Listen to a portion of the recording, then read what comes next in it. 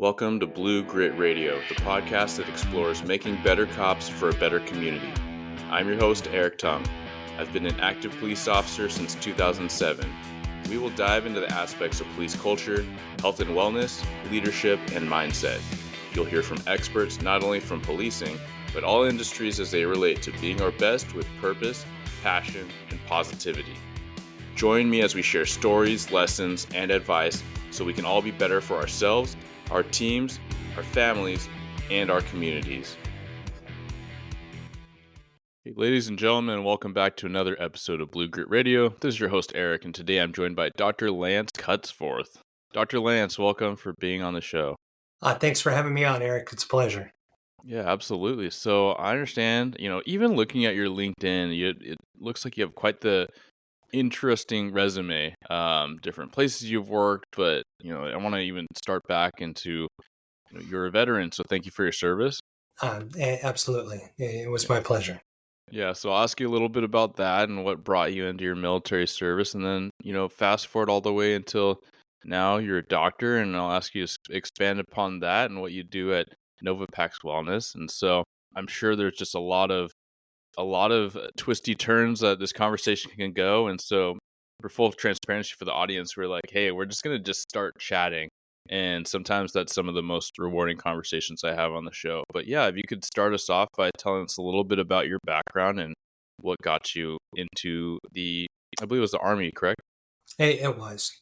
Yeah. So, I grew up in the Pacific Northwest in a typical blue-collar town. It was a sawmill and a munitions factory were the two main things.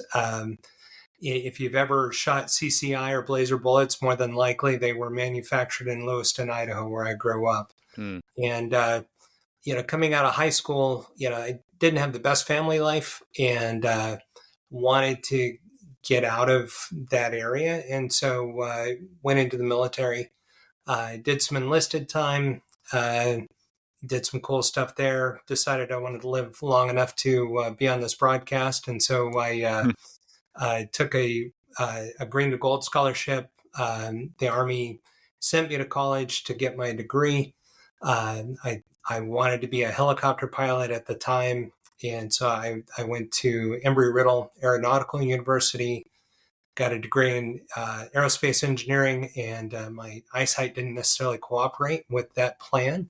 And, these were the days before LASIK. And so Uncle Sam in his infinite wisdom made me an infantry officer. So I was a trigger puller for years after that. And went to Bosnia when the Dayton Peace Accord was signed. We were some of the first ones in to kind of insert ourselves between the warring factions and separate them out. And we restored democratic elections. And I don't even know if restored's the right word because, since Tito took over, there really wasn't such a thing. But we brought democratic elections to our area of Bosnia-Herzegovina as a part of Operation Joint Endeavor.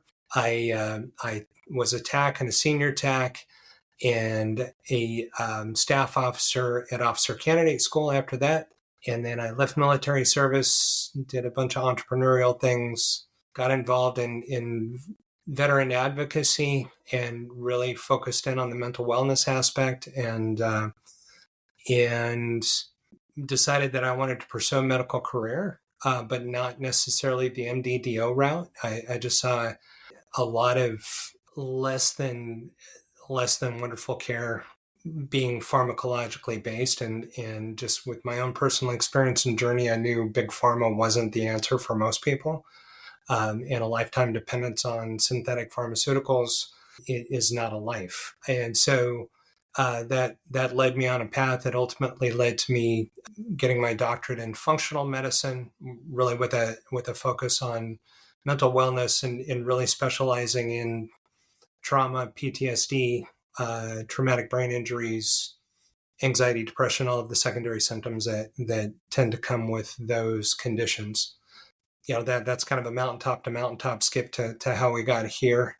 And now that's not our exclusive population, but that's really the folks that I target to help overcome trauma, help overcome the errant behavior patterns that get picked up as coping mechanisms, and help people get off of the synthetic pharmaceuticals that are only masking issues and not really allowing them to address, the underpinning things that are keeping them stuck. And here we are. Yeah. Well, that was a great crash course. Going back to your service in Bosnia, was there anything that you experienced that informs how you conduct your practice now with the Wellness Center? Yeah, quite a bit.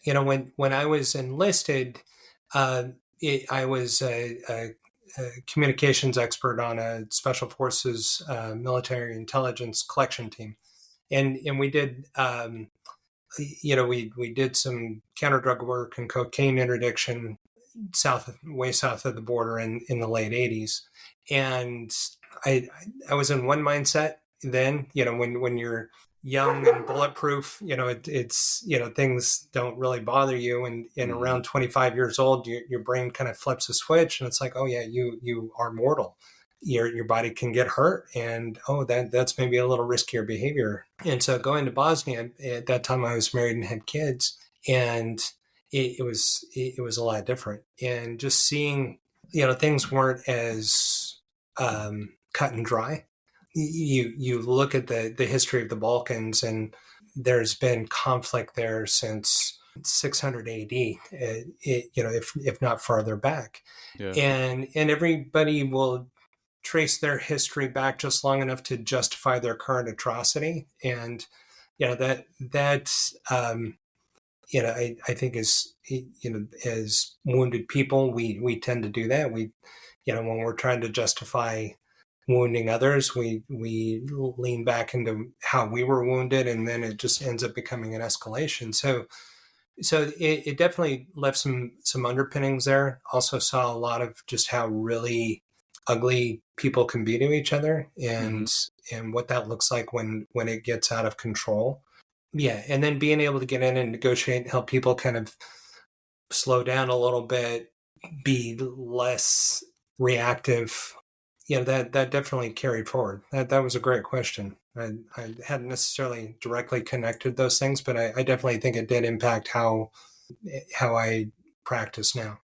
Yeah, no, I suspected such, right? You're talking about Bosnia, which I remember learning about in school, and the war torn and the atrocities that happen with war. And you come from a background that focuses on building building wellness, building resilience, addressing trauma. And so, I often think about how we in first responder work and oftentimes military veteran and the like are exposed to so much trauma, and so we get this deep dive into the human condition, and with that comes so much good stuff, but with that comes so much bad stuff.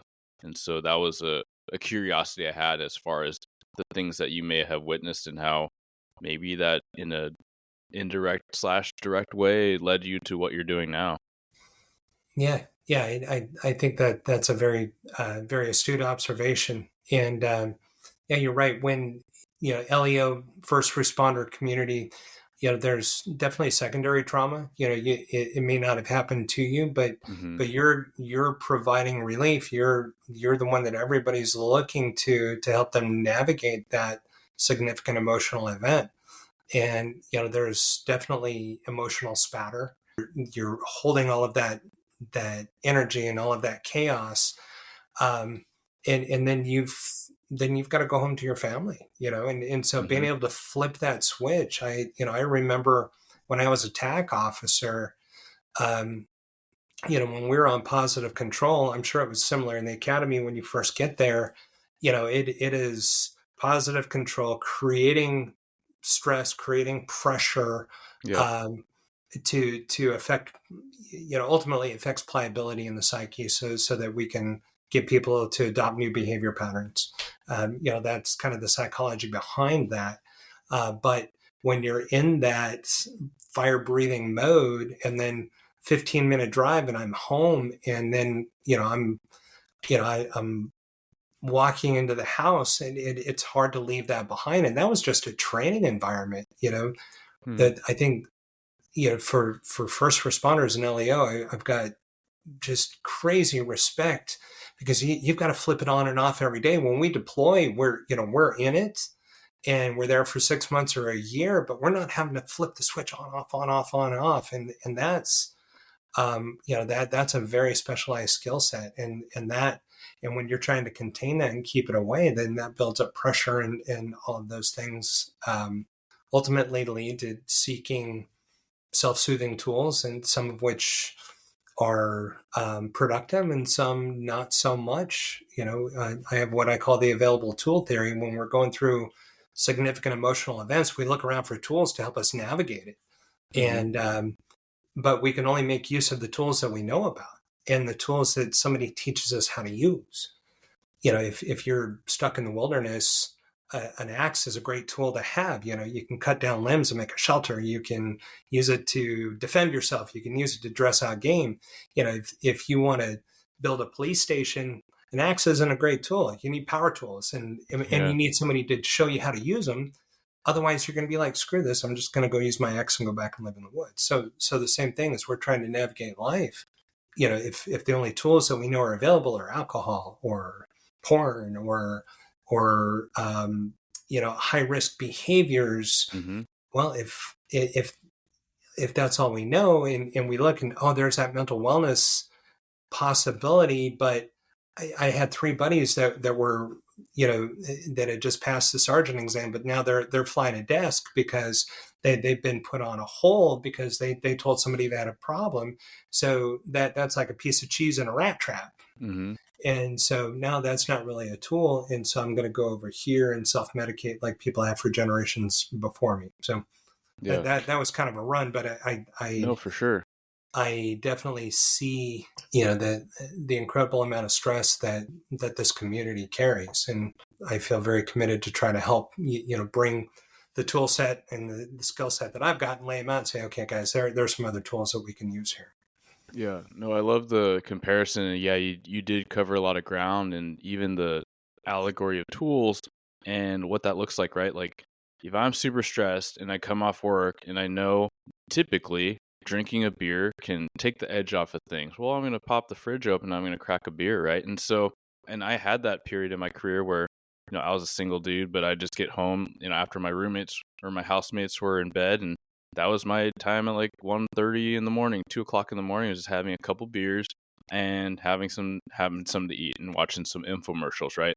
And then in retrospect, I'm like, okay, that wasn't aiding me at all. And you could argue the detriment depending on all these things, but this high stimulation, right? The TV was a soothing tool, right?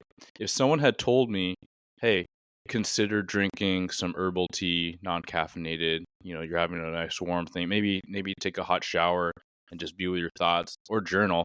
I don't know if 23-year-old me would have adopted that or not, but if someone that I respected and someone saying, hey, Eric, I've been down the road that you're down, and even, it's not even to say like I would, pour myself into a bottle, which some people do, and not to disparage that, but just to recognize, even looking back and saying, hey, a couple beers every night, that became routine, and then that became my baseline, right?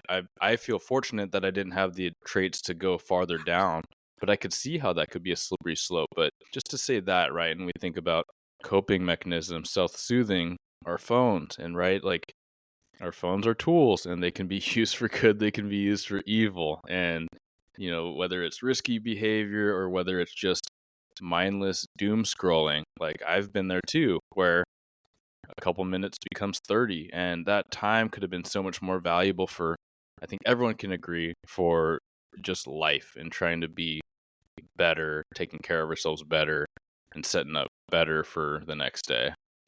Mm-hmm. Yeah, absolutely. There are, doom scrolling. I like that, because the scrolling and social media, it gives you a dopamine hit, and Mm-hmm. you hit on a key point there. Somebody that's been down that road before. I think in our communities, the veteran first responder LEO community, we tend to be very tribal, and Mm-hmm. it's like, I don't trust the white coats. Or, that little,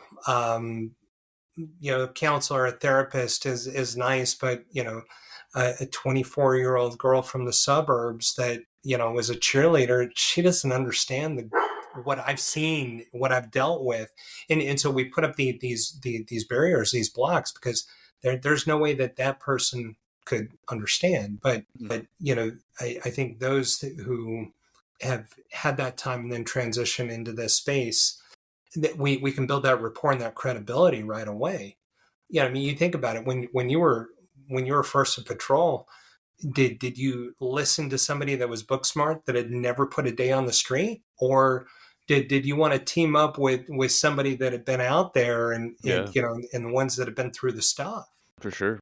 Yeah. And so it's the same thing with this, people that have found some healing for their trauma and been able to drop some of those errant patterns, and that circle back. It's like, hey, all right, man, here, let me walk alongside you, instead of trying to push you down the road. Yeah, I think a lot of people in this mental wellness space, if they approach it more as being a guide or a shepherd instead of a sheep herder, there are so many people, unfortunately, that are kind of in the Western clinical mindset that, well, here's a pill, or okay, go do this, and it's like push, push, push. If they haven't experienced it themselves, then how do they know the efficacy of what it is that they're advising? I tend to approach things more from okay, let's co-create what things look like for you going down the road. And I remember that pothole. Okay, here's how we get around that. More collaboration, less dictation. Yeah, and I love that, even the approach that you detailed very early on, which is to say that you're treating causes, not, symptoms. And so I think that is something that's difficult for first responders, right? We're doers, we're folks of action, and we want instant results. And whereas a lot of us would say, yeah, no, we want to do the work, and we're not adverse to grit and diving in and doing the work. Like, there's a lot of us that get distracted with the short term and say, well, I just want what's going to help me now, right? I want what's going to help me sleep so I can be good at work and I can be safe and I can be vigilant and all these things, but really not recognizing that, hey, that NyQuil or that ZQuil or the prescription meds to help you sleep, that you're kind of just kicking the can and you're not really getting where you could be getting with, maybe longer term efforts. And it's going to be hard. It's not going to be easy. It's going to be a process, but that's where I hope a lot of listeners can really focus in and maybe ask themselves to put yourself under the microscope, or even ask your loved one, hey, what is my area of opportunity to grow and hone in, right? Is it sleep? Is it avoidance? Is it what have you? Because they all intersect. But I mean, I'm throwing a lot at you, but I'm curious, where do you like to get people started when they recognize, there is some work I could do. I don't know how to go about it. No, that's a great question. And I think that, the first step is, we put information out there, we make ourselves available, and we realize that when people are navigating tricky waters, they appreciate a lighthouse. They don't necessarily appreciate a spotlight in their eyes, right? That's a good way of putting people it. like to see the warm glow of the light of the police station. Nobody likes a magnet light in their eyes. It's the same light. It's just how it's presented. So, Yeah. First step is, okay, here's a resource here when you're ready, because there's got to be a willingness and a desire to affect change. That the second is to realize 90 to 95% of how we navigate through life any given day is directed by our subconscious, by our amygdala, our reptilian brain. And it's a series of patterns. Our frontal cortex, our conscious thought, is only 5 to 10%. Now, the front of the brain can program the back of the brain, but that takes repetition. And so as we're navigating through life, we go through significant emotional events, we pick up these tools and patterns that forms our personality, our ego, our default mode network, depends on what theory you subscribe to, our subconscious. And in our subconscious, our ego doesn't like change, because its goal is to keep us alive. And so it says, what I've been doing up to this point has kept us alive. Now, we may have suffered damage, but it kept us alive. And so any change, good change, bad change, you're going to get a reaction from that subconscious. Hey, I don't like this. So if your baseline is a state of chaos, and then suddenly things get really calm and peaceful, you're going to self-sabotage and disrupt it to get back to your baseline. It's not a moral failure. It's not a lack of willpower. It's not a lack of character. It is a battle with something that controls 90 to 95% of how you do life.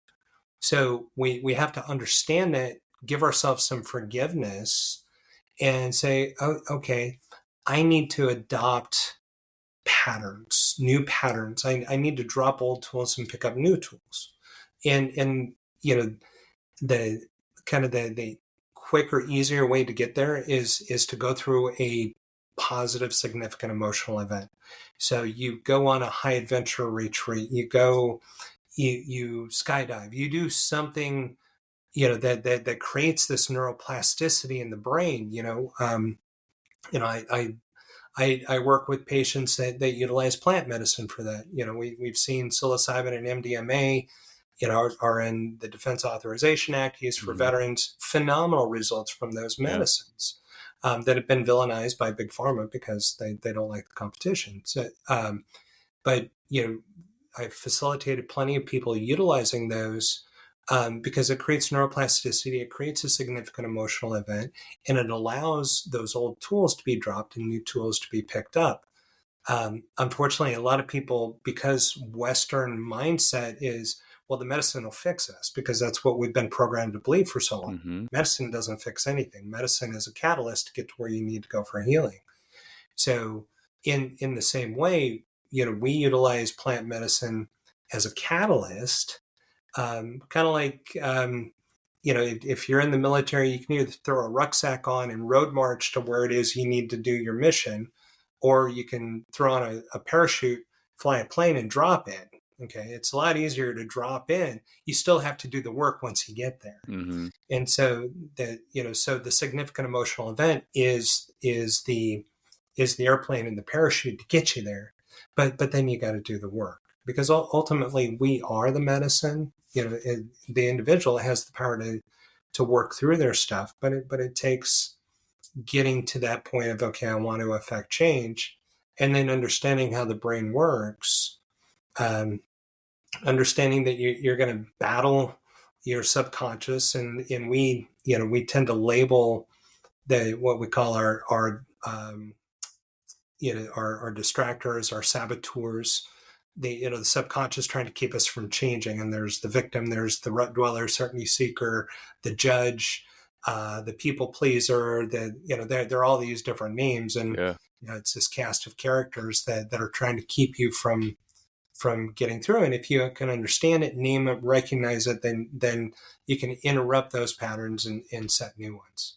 That was kind of a long answer. Short answer is recognize that it's not moral failure, forgive yourself, and set about something where you can change, but it's 45 to 60 days of repetition doing something 10 to 15 minutes a day, then we can affect change. Yeah.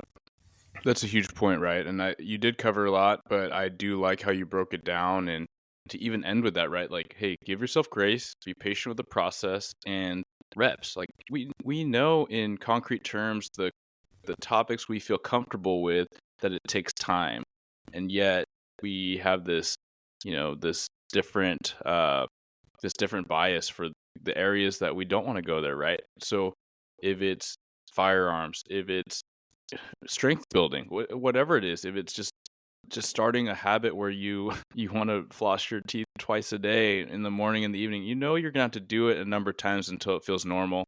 And if you ask yourself, hey, do you think it's going to be a big deal 2 weeks from now if you do it every day? No, right?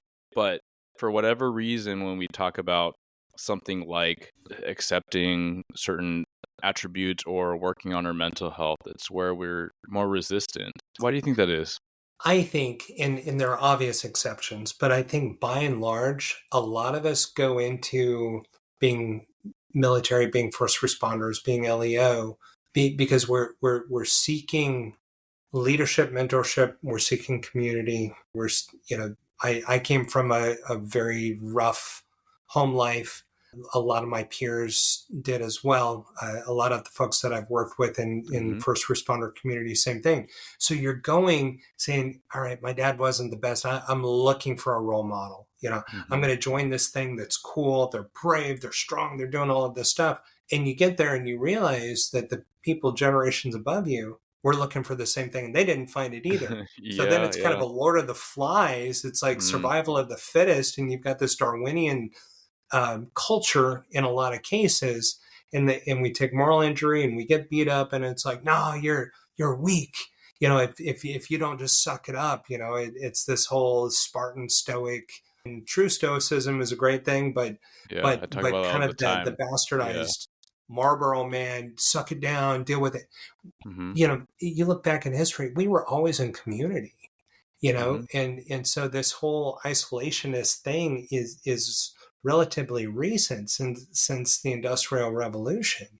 But everything before that, we hunted in community. We lived in community, and we took care of each other. And even you look at like veterans that came back from World War II in Korea, they were in community on those boats for 30 days coming back. They had time to process, and they built relationships, and they unpacked their stuff, and they worked through stuff. Nowadays, we're home in 12 hours. You guys are home Mhm. every night, Yeah. but nobody's, well, not nobody, but it's not really a positive thing to kind of work on yourself. Mhm. And also we've been conditioned to believe, oh well, if I'm taking time for me, I'm being selfish. Mhm. Because we're conditioned to be externally motivated. Yeah. Where do I plug in? What's my rank? Who's telling me what to do? And then when we're not in that environment, it's like, what the hell do I do? And I Yeah. feel guilty if I'm taking care of me. But ultimately, what's down in the well comes up in the bucket. So if we're Mhm. not putting good stuff down in, good stuff's not going to come out. Yeah, I, I I, wanna dissect some of that because even okay, so the beginning part of we were talking about this kind of Lord of the Flies thing, it reminded me about a book I was reading back when about the different male kind of archetypes, right? And it makes me think about how when you lack that community, when you lack that rite of passage, right, coming into manhood, whatever that looks like, then you have essentially grown boys being boys, and that's how you explain this violent culture of gang culture. And it's not that far a cry if you look at the antiquated negative representations of law enforcement or military culture where it's like hazing and it's judgmental and everyone's eating their own. 'Cause it's almost like you get through academy and you have this rite of passage. You're like, man, I proved myself awesome. Like now I can be one of them and doing the thing. And then you start with your department, and there's a lot of departments where it's like, excuse me, who are you? Okay, time to prove yourself again. You're nothing. You're literally nothing. And so that's one thing that I'm positively reflecting in this change of culture where at least I know it's happening some places, it's happening where I work where no, you are valued. You're new, but we're here for you. Like we had to actively talk about adopting this mentorship coaching culture rather than this okay, prove yourself. And then you're a new sergeant and say, oh, time to prove yourself again. Because no one knows how to be that guide because they never had it, right? It's just another layer of that cyclical dynamic that you're talking about. yeah, it was like, well, I had to show up and prove myself. So Hmm. you need to as well, because there wasn't anybody that mentored, back again before. Old crafts used to be apprenticed. You would have an Hmm. apprentice, journeyman, master, right? And some of the trades still have that. Um, but we don't apprentice manhood anymore. Mm. We're not raising up our boys. A lot of times we're on technology, so technology is raising our children instead of us teaching them how to be engaged members of the community and how to show empathy and compassion and um, those human skills have Yeah. become almost a lost art. So it's great to hear that your department's doing that. I saw I can't remember. I think it's maybe Austria. There's a couple of police departments there where as a part of your shift you get there, your first 30 minutes is grounding. You're doing Mm. some breath work. you're kind of dialing in your intentions for your shift. I love And then that. you go out and you pull your shift. And then when you come back, you've got an hour before you can leave. That's And so amazing. you journal, you do yoga, you do breath work, meditate, whatever it is to help you get grounded so that you can leave work at work and you can go home and have a better connection with your family. And you can Hmm. heal from all of that trauma spatter that you've had to deal with. Yeah. And as a result, their suicide rates are way down, their mental wellness is up. So um, Okay, I I need you think to send that's a me big that one. because I was gonna say I'm fully bought in, but there's data behind it, then it makes other people bought in. But I mean, it makes so much sense if we talk about: do you want people emotionally regulated? Do you want less use of force? Do you want fewer complaints? And that every boss, whether it's a chief or a mayor or just Joe Public, is gonna say yes. That sounds amazing. Cool. This is all it takes, and most of that's free. It's just you carve out some time. Yeah. So, you look, an average suicide attempt costs the system, by the time you look at the ER visit, the secondary care that comes, you're looking almost $50,000 that a single suicide attempt costs the system. How much does it cost to pay an extra hour a day for a year Hmm. as preventative? I mean, so the people that don't necessarily want to do it because it's a morally right thing to do. Okay, well let's get down to the economy. The Hmm. economy is you've got fewer sick days taken. You've got you've got fewer complaints. You've got fewer people flying the desk. You've got fewer people under psych hold and eval. All Hmm. of those things that would happen if they would just affect these Yeah, they're just a more few productive. changes, Yeah, more all productive, these things. more Yeah. peaceful. They're not walling out as quickly. You're not having to cycle new recruits in because you're going to have more retention. So there are all of these benefits, but people get stuck in their patterns. And so to include those that are in leadership roles, well, this is the way we've always done it. So this is why Hmm. we're going to keep doing it because Yeah. change is It's more scary. work to ask the question, and then it's even more work to suggest, an answer and carry that through. Um, I do want to ask you something you were talking about a little bit earlier, and it was back to the people that live in chaos. And I think that a lot of us can recognize some of our peers or even some of us at a certain point in our life where we're drawn towards that chaos. And it's almost that self-fulfilling prophecy, like you said, risk-seeking behavior and self-destructive tendencies. What kind of dynamics would help someone out of that? And maybe that's something that more for the listeners to recognize in their peers of like, man, I see Officer X that's they're always in this, swirl of just everything's flying around, and then how they do police work might even be generating that kind of thing. But yeah, for peers and leaders, what are the tangible things from your purview that could be introduced? People tend to be defensive when they're approached because it's and I can tell you from my own experience, Hmm. even being in this space, but before I went through a healing retreat, I was a half a bottle to a bottle of bourbon a night. I Mm. didn't think I had a problem because I was a bourbon collector, Mm. and a Yeah. whiskey collector, and so no, I'm just having a few drinks. You with the beers. Mine started off with I'm just going to have like a half a glass neat. And then I was like, oh, that was really good. But I want to compare this to the other. So I start all these justifications, right? And then, like you said, it becomes a pattern. And we tend to be defensive of our patterns because our patterns are what are helping us survive up to that point. Hmm. Yeah. Um, it does, instead of, I think, calling out the behavior, it's more, hey man, so tell me what's going on at home. Hey, how is your weekend? How are the kids? You find things that they hold valuable and Hmm. build connection there so that you almost kind of help them realize that, oh, hey, maybe those behaviors aren't so great for the people around me. The frontal assault never works. Yeah. That's the mag light in the eyes. Yeah. But just making the connection, vibing on the things that are really important, and building that rapport, and then it's like, hey, and ultimately having somebody to which they can refer. Hey, I know this guy. And he's not in the system. You don't have to worry about the department psych or whatever. But I know this guy. Maybe you should talk to him. So I think finding a resource that's like-minded to what we're talking about here. Mm. I've got a shooting range on my property, and we sometimes have gunpowder group therapy. We've got guys that come over because nothing gets guys talking faster than launching some lead down range. Because it's this common thing. It's like, oh yeah, and it brings up memories, and then and things will just organically come up. And then when they find, oh, hey, I can talk about this and nobody's calling me a wimp or anything like that, then the process can start. Yeah.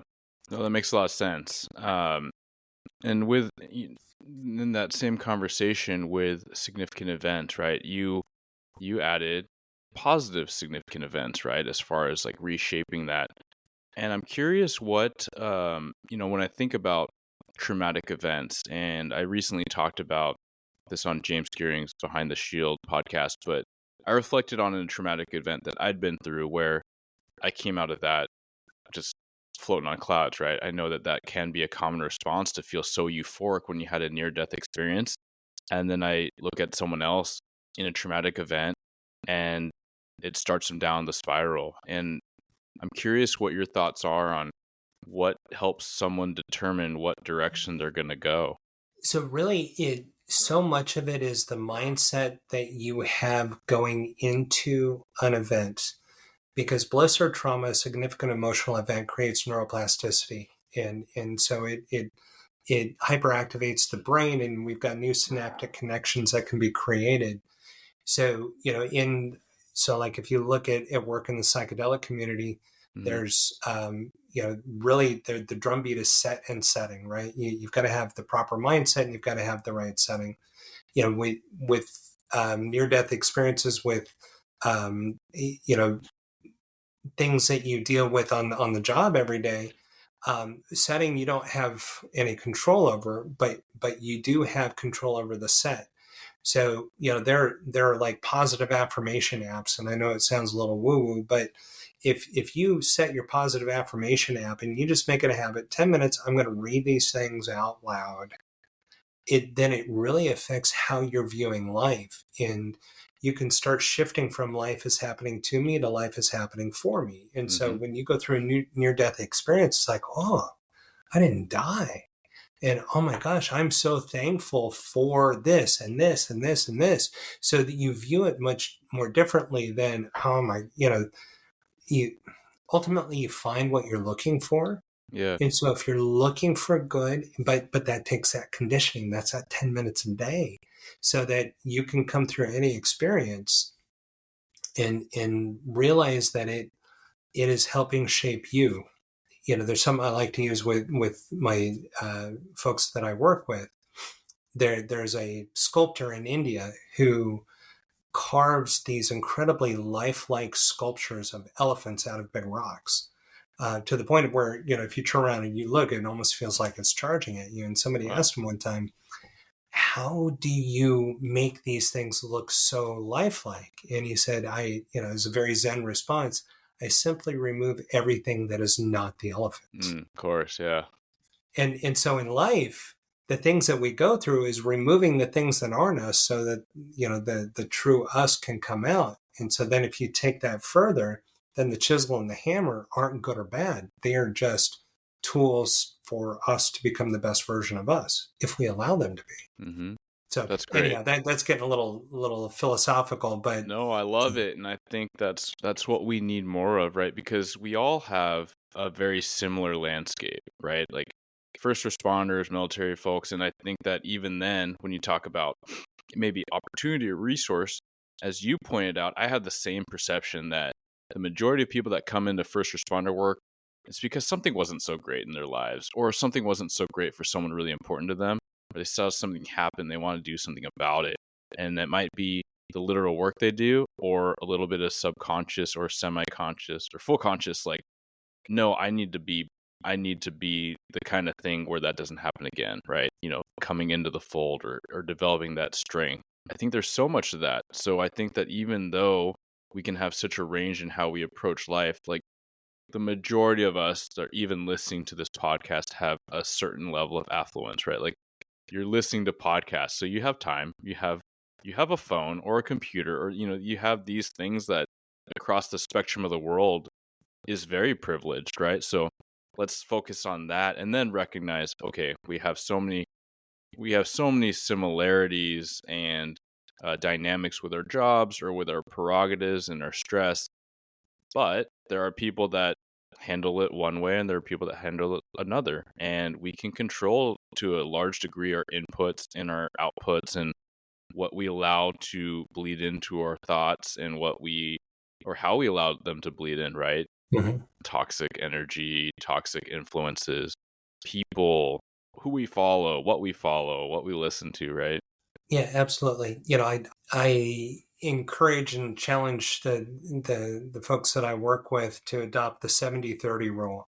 Spend 70% of your energy working on things that you can directly influence, which is you, your outlook, your mindset, your perspective, what you're watching, what you're reading. 30% onto the things that you can influence. And so that's your place of work, your community, your neighborhood, your family. If you can't change it and you can't influence it, it should get 0% of your energy, Hmm. you know, because our current society, we're bombarded with all of this information coming in that we can do nothing about, but we get anxious about it and it gets us all spun in circles. And ultimately we can't do a thing about it. So why are we wasting the energy on it? Yeah. If we each work on kind of shining the light where we're at, and that light can spread to more light, then the light by nature will push out the darkness. And instead of us trying to throw firecrackers at something that we have no control over. Yeah.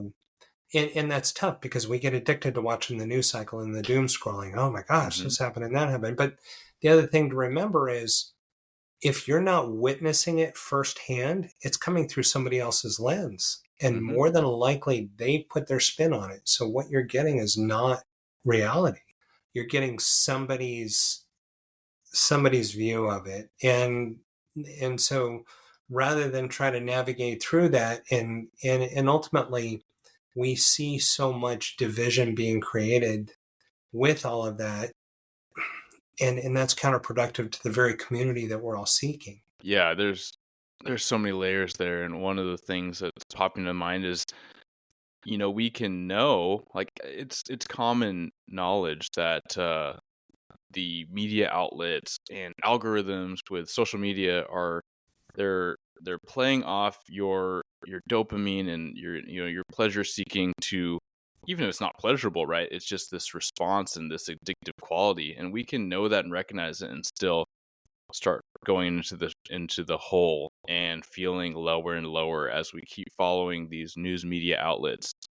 We can say all that and still do it, and so it's not just saying it, but it's recognizing and again giving yourself grace, but then saying, "Hey, is this thing contributing towards a positive lifestyle, or is this altering or contributing towards like a negative energy? And do I want that in this space, right?" And I try not to lean into this or that. It tends to be my tendency to assign things a certain way, but I do feel like it helps at times where I'm like, okay, is following this outlet helpful for me?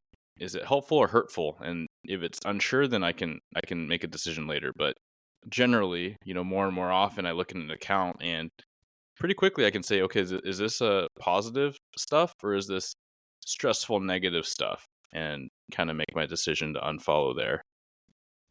Yeah, no, I think that that discernment is very wise because we do need information that's impacting what we're doing, how we're doing, but but we've got to be aware, and so yeah, if and I think that's a good tool. If I find that I'm getting anxious watching this, then it's probably not in my best interest. Um, there's there are four classes of behavior. There are more, but four basic classes of behavior: A, B, C, and D. So C, we'll start at C. C feels good, but it's not particularly good for me, and it's not good for the people around me. Mm. And that's most things that we do, where we seek pleasure, whether it's eating fast food, whether it's having a couple of beers after shift, whether it's I was doom thinking about scrolling. garlic fries because you said like Yeah, not good for people around me. yeah. Garlic fries, good example, right? And so we start off in addictions. They're class 3 behaviors. They're self-soothing behaviors, not really good for us, not really good for the people around us. Class D behaviors are we don't like it. It's not good for us, and it's not good for the people around us. Mm. Class B behaviors are don't like it, but it's good for me and it's good for the people around me. And class A behaviors are I like it, Mm. it's good for me and it's good for the people around me. We all most times start off with C's. C's always turn into D's. Mm. So those that sip of whiskey every night turns into a bottle. Yeah. And I hated myself and I hated doing it, but I kept doing it because that C always slides to a D. Now a B is a new pattern, and um, and so that's like, oh, I'm going to start doing yoga, or I'm going to start working out, and it sucks, and oh, I'm going to download this stupid app because Dr. Lamb said, okay, I'll try, or whatever. But if we stay with it, okay, I don't like it, but it's good for me and it's good for the people around me.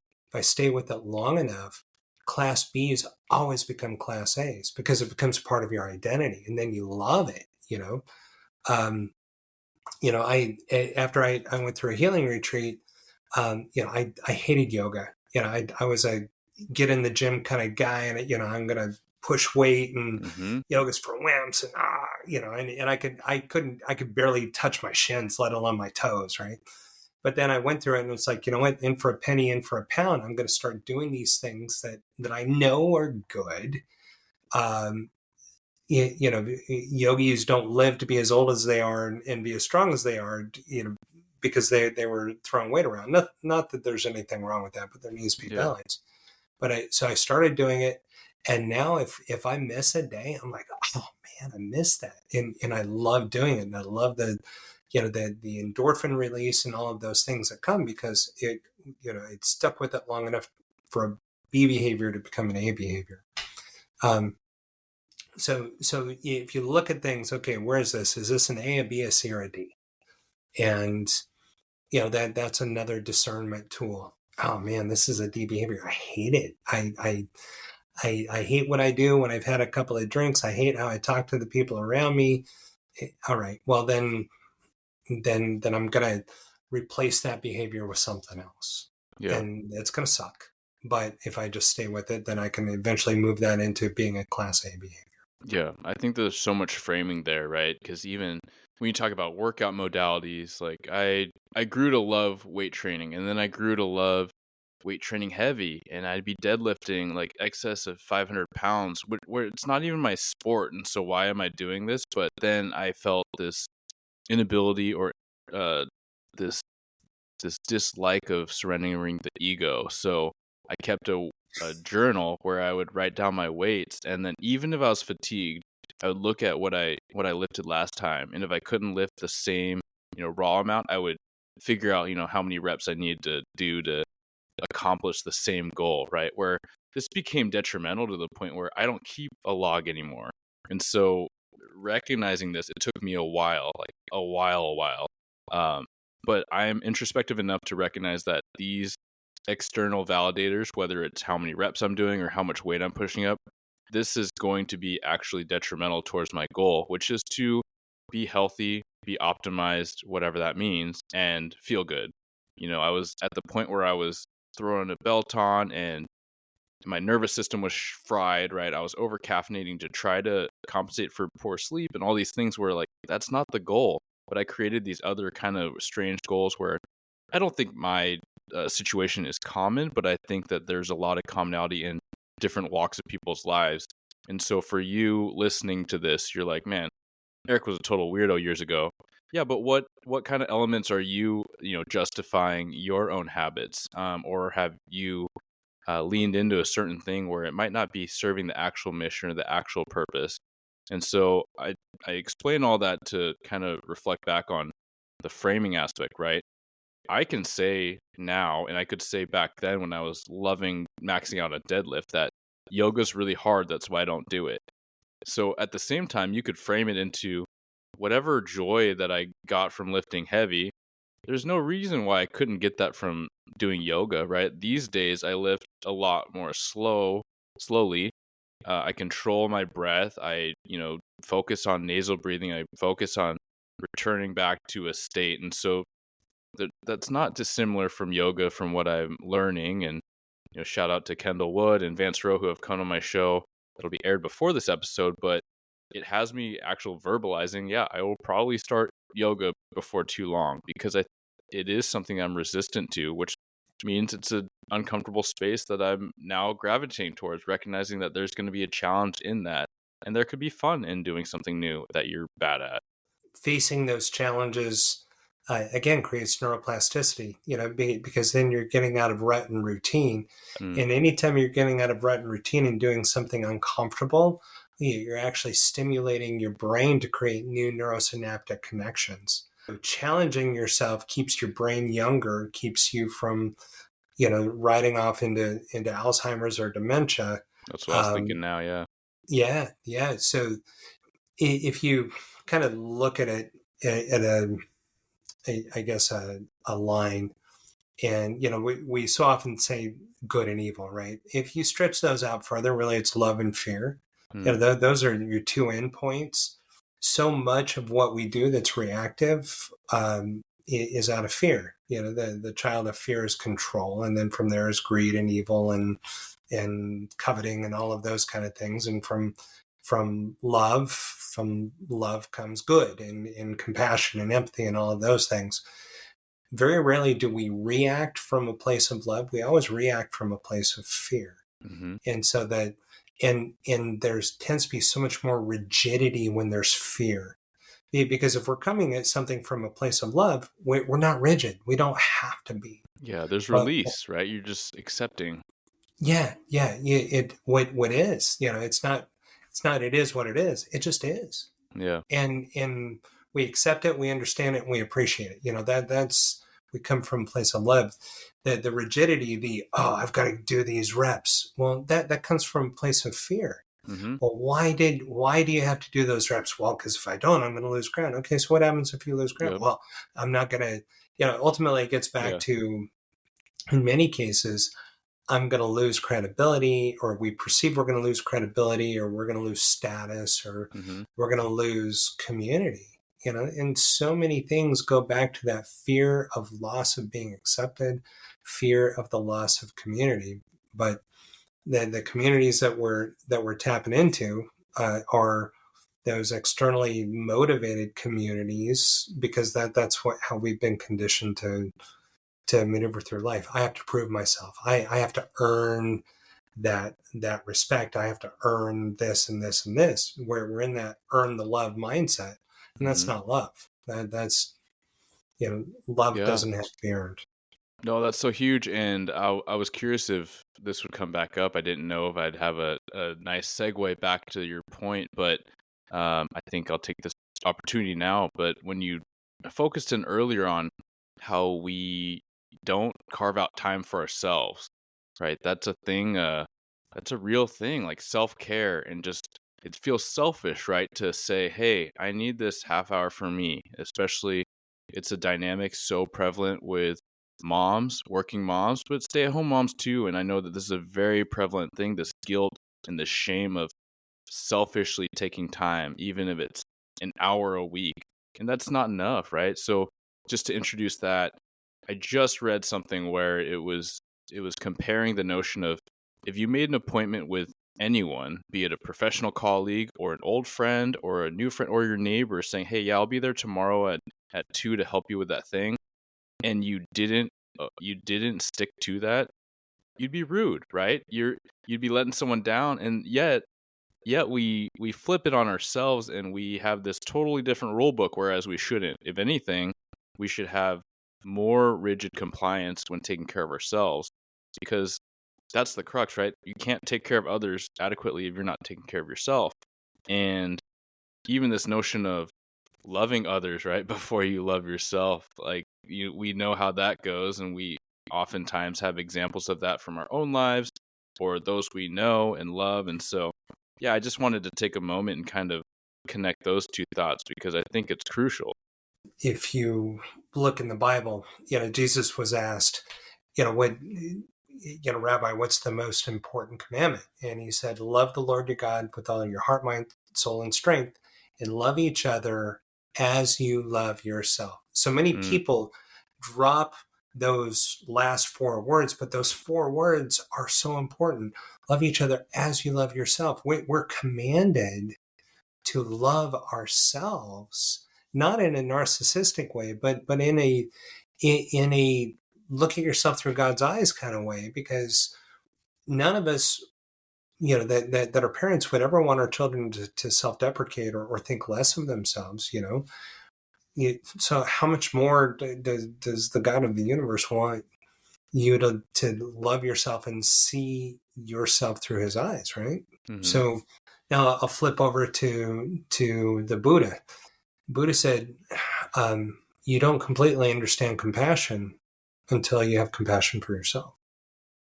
There's not very dissimilar, right? Like there's a lot of crossovers Truth, with these sages truth in is truth is history. truth. Yeah. Yeah, that's fantastic. I want to pivot to a point where, we talk about habit building and, adopting more positive habits and routines and how it can take time to build momentum. What are some of your routines, maybe on the daily, that help you with where you are and what you're always trying to do? Sure. So every morning, I get up and I meet my son at 5:30 so we can do a half an hour workout. And so I know every day he and I get a Mm, half an hour together, and we'll get more time, but it's dedicated time where we're doing something together. And so we'll either do like a Travis Elliott yoga, or we'll work the heavy bag, but we'll do something together for a half an hour, a workout.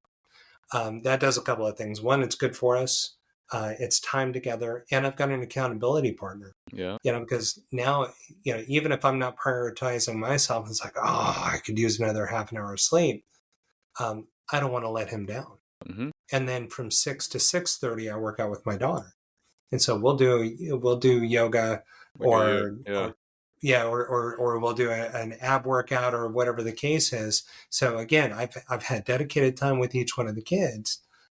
I've gotten an hour's worth of workout in. They've gotten a half an hour plus, and they've got PE at school and things like that, so they get their additional workouts as well. And then that really starts the day off.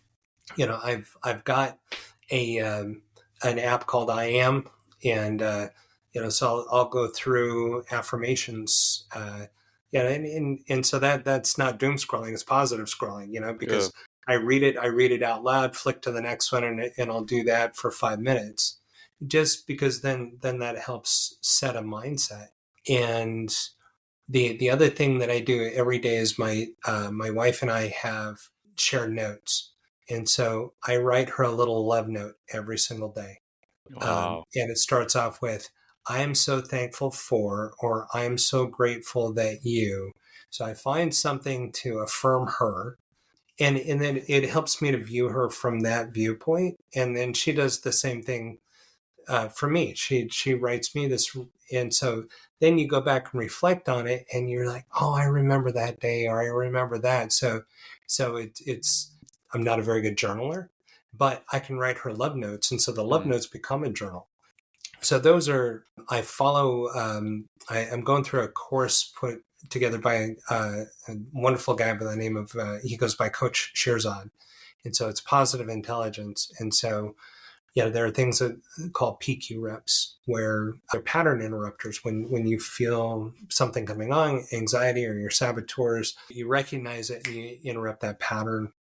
Just like if we're having a conversation, somebody bombs in, it's like, oh, I forgot what I was thinking about. You can do the same thing to interrupt those errant thought processes. So I make use of his stuff.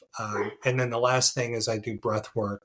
There's a program, an organization called the Willful Warrior, And Leland Holgate is a phenomenal guy. He's a prior military guy that was injured off duty. He was a pararescue guy, and he actually broke his neck and he was paralyzed, but he was able to completely heal himself using breath work. Wow. So Willful Warrior, highly recommend. I do 20 minutes of his breath work every day. And sorry if you hear my dogs in the background. It's okay. No, that's phenomenal. And the power of breath, it's cool to see how much information has come to light. A lot of folks have heard about Wim Hof and how he got infected. He infected himself with some virus and basically breathed it away. Summited, was it Everest that he summited in like shorts and boots? Yeah, no hypothermia there. And so just the power of that, it's so fascinating that there's more and more coming to light with that, right? Alongside cold therapy and other modalities. Yeah, we're rediscovering a lot of the ancient healing modalities because we're realizing maybe Western medicine and its whole 200 years worth of existence, maybe it doesn't have all the answers, and let's look back at things that have been used for thousands of years. Yeah. And the world is changing in such a way that we need them more, right? We need those tried and true methods, ancient or otherwise or traditional, in this world where stress seems like it's mounting more than ever, right? There's new names for seemingly new diseases. And I don't know if you've heard this stat where our kids, maybe it's our kids or maybe the generation that's coming up, are expected to live a shorter amount of time than we are because of lifestyle and because of the onset of things like diabetes, which is super depressing. It should be depressing, and it should be depressing and yet motivating to do something about it. And absolutely. And we've got the answers. We just have to step out of those old patterns and adopt new patterns to move in a better direction. Well, Dr. Lance, this has been fascinating. And I almost wish that, well, maybe I'll just have to have you back because we're getting into so much of the meat and potatoes as it intersects with life philosophy and your practice. I mean, your personal practice as well as your practice at the center. So if there's anything you want to leave the audience with, and then let folks know where they can find you and what you're up to. If I could leave you with anything, it's forgive yourself, love yourself, take time for yourself. If you put the effort in, then ultimately you'll get to a point where you don't need to hold on to those survival tools. Second thing is the tools that we use to survive are not the same as the tools we need to thrive. And so if we want to thrive, we have to be willing to let go of those old tools and pick up better tools. I'm on Instagram, Novapax Wellness. I'll send you my contact information so people, my email address is drlance@novapaxwellness.com. So it's dr.lance@novapaxwellness.com. Perfect. And we'll have all your links in the show notes. But yeah, Dr. Lance, thanks again so much for your time and sharing the space with us. It's been my pleasure, Eric, because it's been a great time. Thank you so much. Thank you for tuning into another episode of Blue Grit Radio. As always, support this community by subscribing, giving us a 5-star review, and following, liking, and sharing posts on Blue Grit Wellness on Instagram. You can reach me there or email me at bluegritwellness@gmail.com. Be well and stay gritty.